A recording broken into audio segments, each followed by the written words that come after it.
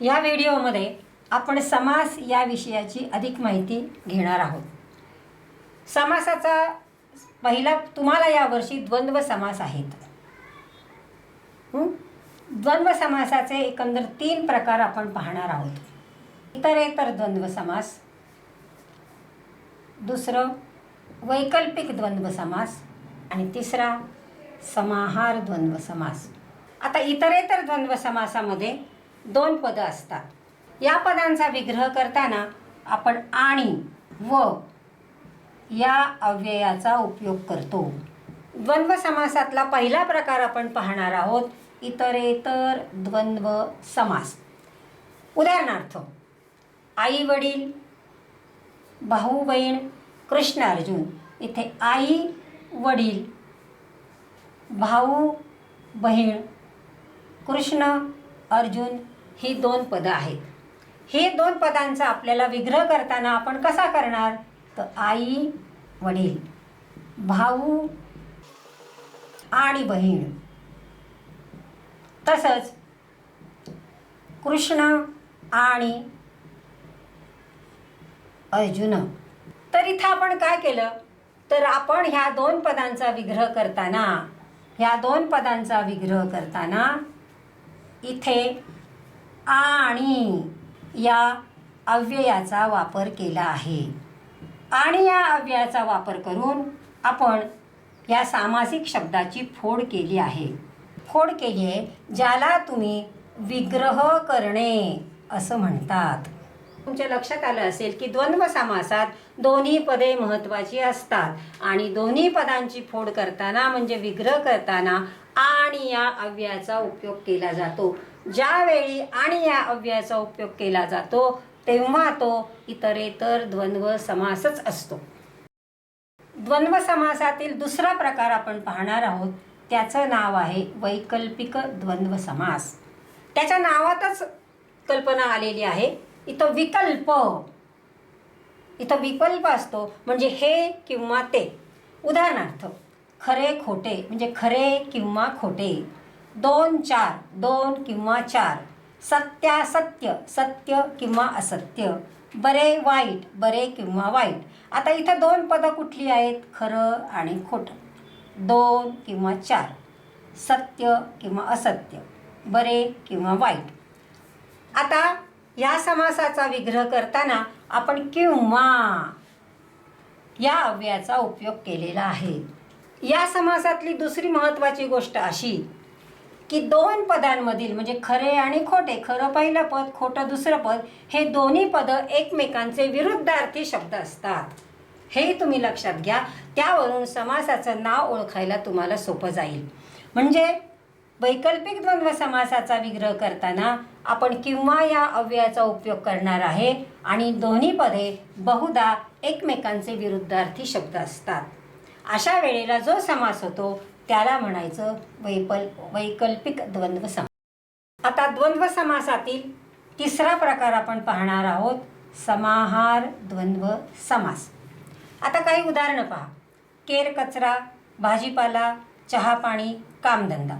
इथे 2 शब्द कुठले, केर कचरा, भाजी पाला, चहा पाणी, काम धंदा।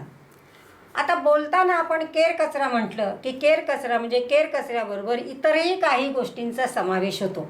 म्हणजे कागदाचे कपटे असतात, काड्या असतात किंवा इतरही पाला पाचोळा वगैरे असतात, त्या सर्वाला मिळून आपण केर कचरा असा शब्द वापरतो।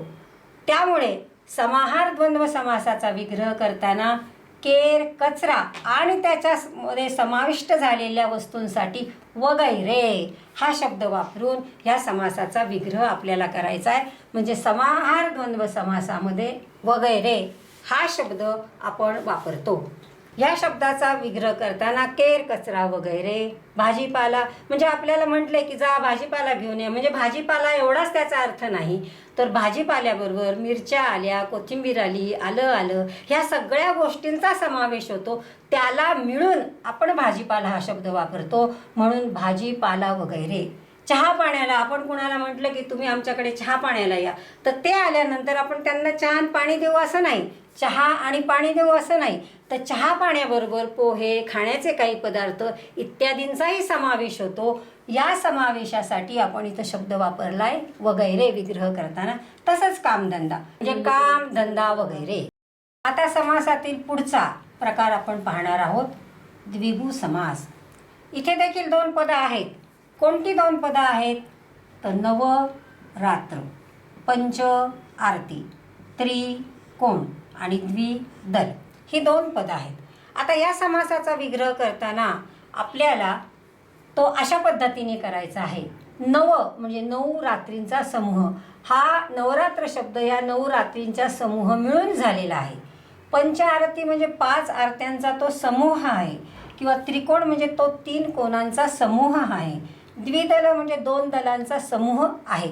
अशा प्रकारे द्विगु समासाचा विग्रह आपल्याला करायचा आहे. ही 2 पदं जी आहे त्याची फोड आपण या पद्धतीने करणार आहोत. आणि शेवटी समूह या शब्दाचा आपण वापर करणार आहोत. म्हणजे द्विगु समासाचा विग्रह करताना नवरात्र 9 रात्रींचा समूह, पंचारती 5 आरत्यांचा समूह, त्रिकोण 3 कोणांचा समूह, द्विदल 2 दलाचा समूह.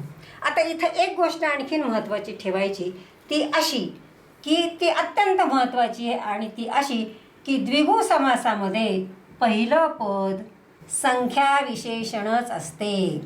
पहिले पद हे संख्या म्हणजे इथं संख्या दाखवली कशाची? तर रात्रींची. इथं संख्या दाखवली कशाची? तर आरत्यांची. इथे संख्या दाखवली कशाची? कोणांची. इथं संख्या दाखवली दलांची. म्हणजे पहिलं पद तुम्ही नीट लक्ष देऊन बघा. पहिलं पद हे संख्या विशेषणच आहे आणि ते पुढच्या नामाबद्दल आलेलं आहे. रात्र या नामाबद्दल 9, आरती या नामाबद्दल 5, कोण या नामाबद्दल त्रि आणि दल या नामाबद्दल द्वि. म्हणून द्विगु समासाचा आपल्याला विग्रह करताना 9 रात्रींचा समूह, 5 आरत्यांचा समूह, 3 कोणांचा समूह, 2 दलांचा समूह असा विग्रह करायचा आहे. आणि ओळखण्याची मुख्य खूण ही की त्याचं पहिलं पद हे संख्या विशेषणच असते. समासाचा पुढचा प्रकार आहे अव्ययी भाव समास. उदाहरण पाहूयात आपण. यथाशक्ती, प्रतिदिन, गावोगाव, दारोदारी यात देखील 2 पदं आहेत. पण द्विगु समासाप्रमाणे ही दोन्ही पदं महत्त्वाची नसतात. प्रतिदिन, गावोगाव, दारोदारी हे 2 शब्द आहेत. आता या समासाचा विग्रह करताना तो अशा पद्धतीने करायचा की यथाशक्ती म्हणजे आपण म्हणतो की मी यथाशक्ती दान केलं. यथाशक्ती दान केलं म्हणजे काय? तर माझ्या शक्तीप्रमाणे मी दान केलं. तो प्रतिदिन गावी जातो म्हणजे काय? तो प्रति म्हणजे तो प्रत्येक दिवशी गावी जातो. तो गावोगाव भटकला. गावोगाव म्हणजे काय? तर प्रत्येक गावी तो भटकला. त्याने दारोदार भिक्षा मागितली म्हणजे काय? तर प्रत्येक दारी त्याने भिक्षा मागितली. अशा प्रकारे ह्या समासाचा विग्रह आपल्याला करावा लागतो. या ठिकाणी लक्षात ठेवायचं की त्याच्यामध्ये पहिलं पद हे अव्ययच असतं. आणि इथे शब्दांची तर बघा तुम्ही, गावोगाव, दारोदारी म्हणजे काय झालेलं आहे की तोच शब्द परत आलेला आहे. दारोदारी तोच शब्द परत आलेला आहे. म्हणजेच इथे शब्दाची पुनरावृत्ती होते. अशा समासाला म्हणायचं अव्ययी भाव समास. आणि त्याचा विग्रह करताना याप्रमाणे विग्रह करायचा. यथाशक्ती शक्तीप्रमाणे, प्रतिदिन प्रत्येक दिवशी, गावोगाव प्रत्येक गावी, दारोदारी प्रत्येक दारी.